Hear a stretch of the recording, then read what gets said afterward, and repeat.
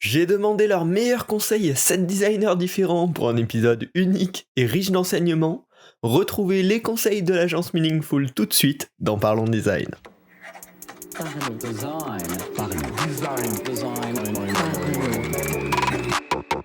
Parlons Design est sponsorisé par The KakatoS Theory, le site des product designers.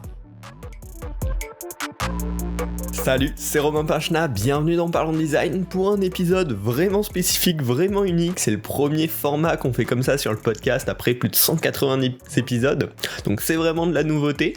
Aujourd'hui, vous le savez peut-être, moi je suis en stage en termes de Digital Product Design chez Meaningful, qui est un studio de design stratégique basé à Paris. J'étais déjà venu l'année dernière pour un premier stage de 3 mois et puis je suis revenu cette année pour un stage de 6 mois. Et à l'agence Meaningful, il y a un petit rituel qui se fait de manière régulière, à peu près tous les mois. Ils organisent des posts café, soit avec des invités extérieurs, soit avec des invités directement venant de l'agence pour parler un petit peu plus de nous, un petit peu plus de notre expérience. Alors là, au début du mois de septembre, c'était à mon tour de faire ma post café. Je leur ai parlé de plusieurs projets que je mène et bien évidemment, notamment beaucoup du podcast Parlons Design. Et enfin, je leur ai prévu un petit atelier création de podcast. Tout simplement, je leur ai demandé à chacun leur meilleur conseil en termes de design, pour s'améliorer en design, pour devenir un meilleur designer. Et ils ont chacun préparé leurs petits conseils, on les a enregistrés directement dans l'agence, et aujourd'hui, vous allez avoir accès à cette compilation de leurs meilleurs conseils de design. Donc, je vais pas tarder plus longtemps avec cette introduction, je vous laisse avec eux les découvrir et découvrir leurs conseils. Et bonne écoute à tous. Bonjour, je m'appelle Lorraine, j'ai 25 ans, je suis designer en freelance depuis 1 an. J'ai été diplômée l'année dernière de l'ENSI Les Ateliers à Paris. Et mon conseil pour être un bon designer aujourd'hui, ça serait de suivre ses intuitions. Et quand on a une idée qu'on sent qu'elle est bonne, de la mener au bout, quitte à s'écarter des recettes traditionnelles du design, parce que le design n'est pas histoire de recettes et qu'il faut faire attention à ne pas se laisser enfermer dans des méthodes préconçues. Et donc, la prochaine fois dans vos projets, essayez de remettre en question la manière dont vous méthodologisez votre travail. Bonjour à tous, je suis Nicolas Witt-Leduc, je suis designer depuis une vingtaine d'années maintenant. J'ai travaillé beaucoup dans le web, mon parcours vient plutôt de l'information, du design de l'information, de la théorie de l'information, et je suis autodidacte. J'ai commencé à travailler dans le web, je suis né avec le web, en tout cas professionnellement. Et ce que je voudrais partager avec vous, c'est ce qui m'est arrivé dans mes toutes premières années de designer. Je travaillais chez Reporters sans frontières, qui m'a donné la chance d'être designer, et à côté je faisais des petites missions, et un copain me demande de faire son logo. Et je découvre les outils, je découvre Illustrator, je découvre le graphisme, et donc je me lance dans le design de ce logo. Je suis très fier de moi, évidemment. Je l'envoie à mon client, donc, et plusieurs jours après, je lève le nez de mon clavier, et en fait, je vois que le logo que j'ai créé, c'est le logo d'une boîte dont j'ai le sticker sur mon écran, dont j'ai l'autocollant sur mon écran. En fait, j'avais décoré mon écran avec plein d'autocollants que je récupérais. Mon bureau était derrière moi, il y avait plein d'affiches, de graphismes, et ainsi de suite. Et là, j'ai compris vraiment quelque chose une règle de base qui est en fait inconsciemment, c'est notamment vrai pour les logos, on a tendance à reproduire ce qui est sous nos yeux, et c'est complètement inconscient. Et ça, c'est vrai chez les jeunes designers, ça nous arrive même aujourd'hui avec des designers seniors, hein, à qui ça arrive. Donc voilà, mon conseil, c'est: ne mettez pas de stickers sur vos écrans, ne mettez même pas de choses derrière vos écrans, sur vos murs. Essayez d'avoir un espace de travail le plus clean possible. Bonjour, moi c'est Jennifer, je suis designer chez Meaningful depuis maintenant 4 ans, et j'ai plutôt une formation de design produit, mais je me suis formée au design numérique chez Meaningful. Aujourd'hui, le conseil que j'ai envie de vous donner, c'est de ne pas avoir peur de se tromper. C'est très simple. Quand on est designer, souvent, on est un peu perfectionniste et on aimerait toujours tomber pile dans le mille du premier coup, mais c'est quelque chose qui est pas possible, en fait. Ou en tout cas très rare. Donc, ne pas avoir peur de se tromper, c'est d'abord être capable, pour soi-même, dans son processus créatif, d'oser, dans un premier temps, d'être force de proposition, de pas avoir peur parfois de bousculer aussi, avec des propositions qui peuvent être un peu hors des sentiers battus. Mais c'est aussi d'être prêt à entendre la critique. Donc il y a une phase de création souvent, puis on va souvent voir le client, et c'est le moment où on va avoir des retours sur notre design. Et j'ai quelques conseils autour de ça, c'est de vraiment apprendre à se mettre dans une posture d'accueil et d'écoute. C'est pas toujours facile quand c'est son design, qu'on le montre à quelqu'un d'autre, mais c'est vraiment très important de mettre son ego de côté et d'être prêt à se tromper, prêt à entendre la critique, à l'accepter pour pouvoir mieux l'intégrer dans votre design par la suite. On pense souvent que le design, c'est créer, mais en fait, c'est beaucoup corriger, itérer, et faut intégrer ça comme une composante globale, en fait, de notre métier.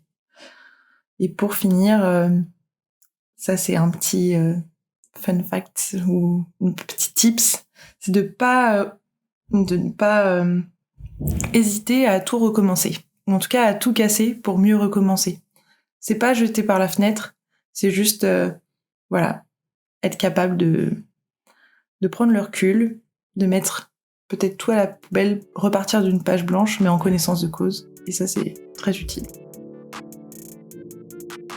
Bonjour, moi c'est Galilée Al-Rifai, je suis designer industriel de formation et au studio Meaningful, je suis digital product designer et directrice artistique. Si j'avais un conseil à donner à de jeunes designers, ce serait avant tout en fait de poursuivre et cultiver une pratique artistique et créative qui développe votre sens du regard et du toucher. Donc, par exemple, le dessin, la musique, le collage, la peinture, la photo.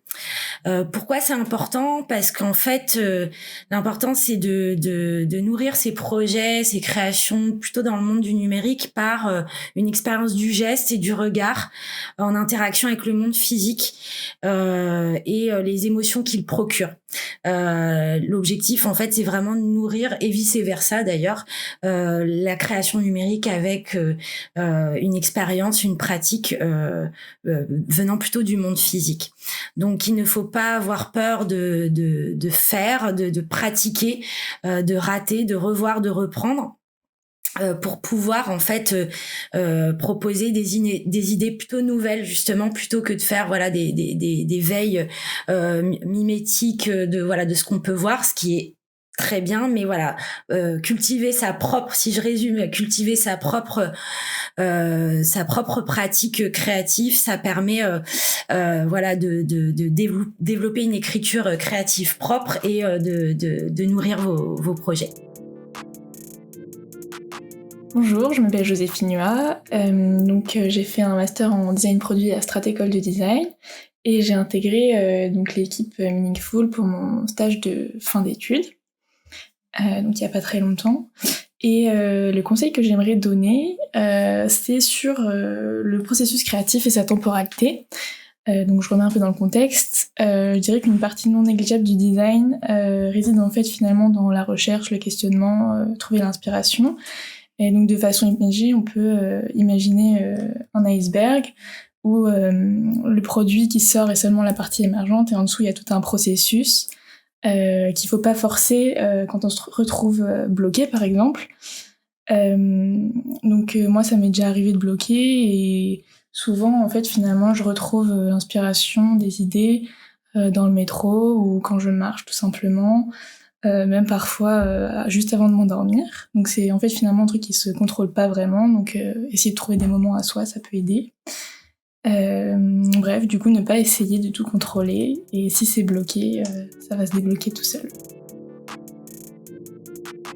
Alors moi c'est Camille, je suis office manager chez Meaningful et mon conseil est plutôt issu de mes autres activités pro et notamment de l'accompagnement pédagogique que je fait à l'ENSI les ateliers, c'est une école de design. Donc mon conseil, ça serait de s'intéresser à d'autres disciplines afin de trouver ses pairs dans le design, mais aussi dans l'art, le cinéma et le théâtre. Tout ça, ça permet d'être en mesure toujours d'innover en voyant de nouvelles choses.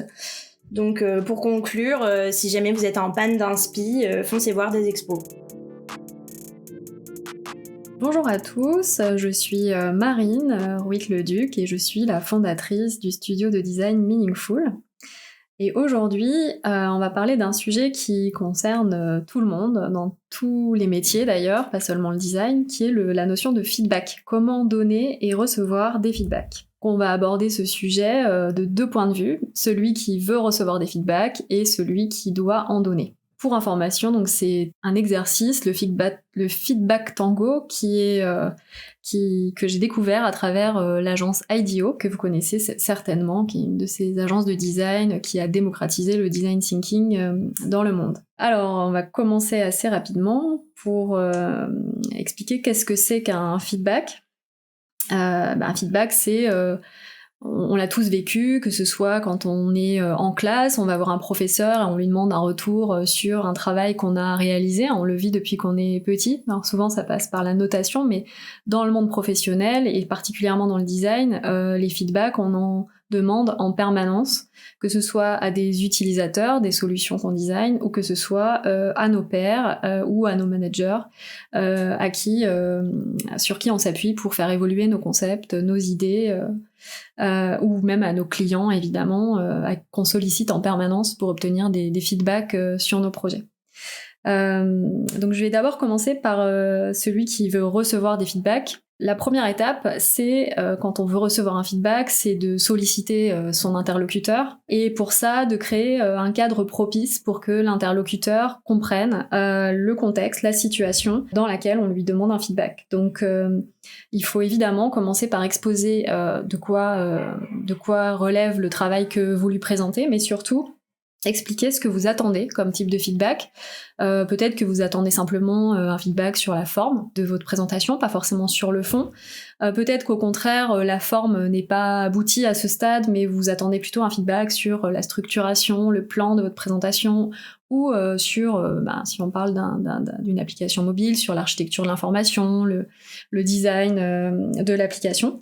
Donc évidemment, un feedback, il faut toujours donner du contexte, parce que si vous laissez ouvert, la personne, elle va forcément s'engouffrer dans toutes les brèches possibles, et peut-être des fois, ça va prendre plus de temps que prévu, vous allez avoir des retours sur des sujets que vous vouliez pas forcément remettre en question, et c'est souvent le problème qu'ont les débutants quand ils présentent un projet à un client ou à un interlocuteur, ils vont laisser ça totalement ouvert, ils vont pas du tout cadrer la réception du feedback, et c'est ce qui va leur donner parfois le problème de faire beaucoup d'itérations, beaucoup de retours. Une fois qu'on a posé le cadre, expliqué ce qu'on recherche comme feedback, vous pouvez évidemment laisser la personne un petit peu, présenter votre projet, la laisser un peu s'exprimer, mais n'hésitez pas à cadrer aussi avec des questions spécifiques. Ça peut être des questions très simples sur déjà qu'est-ce qui te marque, qu'est-ce qui te surprend dans ce que je t'ai présenté, qu'est-ce qui retient particulièrement ton attention. Essayez de collecter des feedbacks positifs et pas seulement négatifs sur ce que vous présentez, pour pouvoir savoir sur quoi capitaliser pour la suite. Qu'est-ce qui te semble le plus permettre d'atteindre mes objectifs? Voilà, si c'est une présentation, vous cherchez de l'impact, mais qu'est-ce qui toi, dans cette présentation, donne plus d'impact à ma présentation? Et puis évidemment, tout simplement, qu'est-ce qui pourrait être amélioré? Et puis, qu'est-ce qui manque, selon toi, pour atteindre l'objectif que je t'ai expliqué précédemment? Donc c'est très simple, mais c'est des choses évidentes qu'il faut penser à structurer pour avoir le meilleur feedback possible. La troisième étape de la collecte de feedback, quand on veut en recevoir, c'est évidemment de les entendre, donc de prendre du recul, et surtout d'identifier parmi ces feedbacks ceux qui vous sont les plus utiles et les plus pertinents. C'est pas parce que quelqu'un, même un manager, vous fait un feedback que tout est à prendre au pied de la lettre, ou un professeur. Vous avez aussi le choix de faire le tri, vous pouvez avoir demandé des feedbacks à plusieurs clients, plusieurs personnes, et parmi ces feedbacks, identifier ceux qui sont les plus récurrents et ceux qui, selon vous, doivent être pris en compte de manière prioritaire. Donc il y a vraiment une phase aussi de prise de recul sur ces feedbacks pour prioriser et puis pour ensuite, en fonction du temps que vous avez pour les intégrer, faire le tri et hiérarchiser ses retours. Je vais avancer et parler de la posture de celui qui doit donner des feedbacks, parce qu'on est tous aussi dans cette position avec des collègues, avec des étudiants. Alors là, je parle peut-être en tant que manager de donner des feedbacks, et c'est la posture la plus difficile. Donner des feedbacks, c'est évidemment, si la personne n'a pas pris le temps de vous donner de contexte, commencez par prendre ce temps-là, reposez-lui la question. Qu'est-ce qu'il cherche à atteindre ? Essayez de comprendre aussi quels sont ses délais. Quelles sont les conditions dans lesquelles il collecte ses feedbacks, et collecter un maximum d'informations sur les objectifs et les finalités de ce qu'il vous présente. C'est pas du tout la même chose de collecter des feedbacks d'usabilité sur une application que d'être en début de projet et finalement d'avoir besoin de feedback sur la proposition de valeur, sur le pourquoi de ce produit. Donc essayez de bien comprendre où se situe la recherche de feedback de votre interlocuteur pour pouvoir ajuster vos feedbacks. La deuxième étape, évidemment, c'est d'adapter vos feedbacks. Donc, mettez-vous à la place de votre interlocuteur. Quand on est un enseignant, évidemment, on ne fait pas faire le même feedback à un étudiant en première année qu'à un étudiant en master.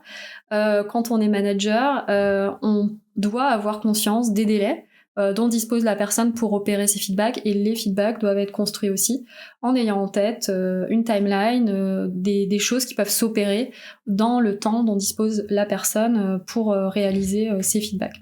Donc pensez au délai, mettez-vous vraiment à la place de votre interlocuteur en pensant au délai dont il dispose, et essayez d'être le plus concret possible dans les retours que vous lui proposez. Si vous pouvez lui apporter évidemment des solutions, c'est parfois bien. C'est pas forcément indispensable, le feedback ne nécessite pas de solutionner à la place de la personne, mais en tout cas, vous pouvez essayer d'être spécifique, donc donner des exemples concrets si vous lui exposez quelque chose qui ne va pas, essayez plutôt de lui proposer un exemple de à quoi ça ressemblerait si ça allait. Voilà. Et qu'est-ce qui peut être amélioré concrètement ? Si vous aimez pas la couleur de quelque chose, essayez de donner une orientation en disant il faudrait être plus précis. Voilà, c'est plutôt des couleurs chaudes, des couleurs froides, ou une typo plus spécifique que celle-ci. Donc voilà, vous avez une responsabilité dans le retour que vous faites à la personne qui vient vous solliciter. Voilà, donc je sais pas si ces conseils vous seront utiles, mais c'est peut-être quelque chose qui paraît naturel, qu'on fait au quotidien, mais donner comme recevoir des feedbacks, ça s'apprend et ça se structure. Et c'est une pratique que vous allez acquérir au fil du temps. Mais déjà, d'en avoir conscience et de prendre conscience que quand vous sollicitez quelqu'un pour un point ou un retour, ça se structure, que vous pouvez en tirer évidemment le meilleur en ayant un petit peu anticipé cette prise de feedback.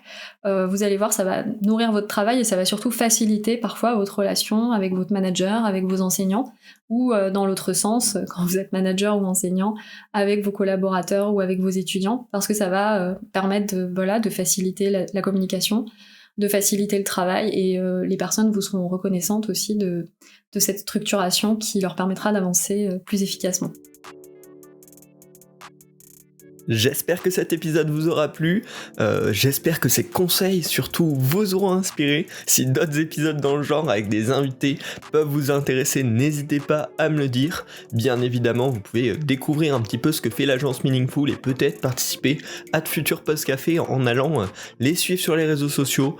Bien sûr, je mettrai les liens dans la description. Et si vous avez aimé ce podcast, bien évidemment, pensez à vous abonner à Parlons Design, pensez à le partager également sur les réseaux sociaux tant qu'on y est, à le partager à vos amis directement en message privé. Ça permet de faire grandir le podcast, ça permet de faire grandir la communauté, donc forcément c'est toujours chouette, hein. Puis j'aime bien avoir vos retours, voir que la communauté est engagée autour de Parlons Design, donc n'hésitez pas à le partager autour de vous. Et puis on se retrouve la semaine prochaine pour un nouvel épisode du podcast Parlons Design. Salut. Parlons Design.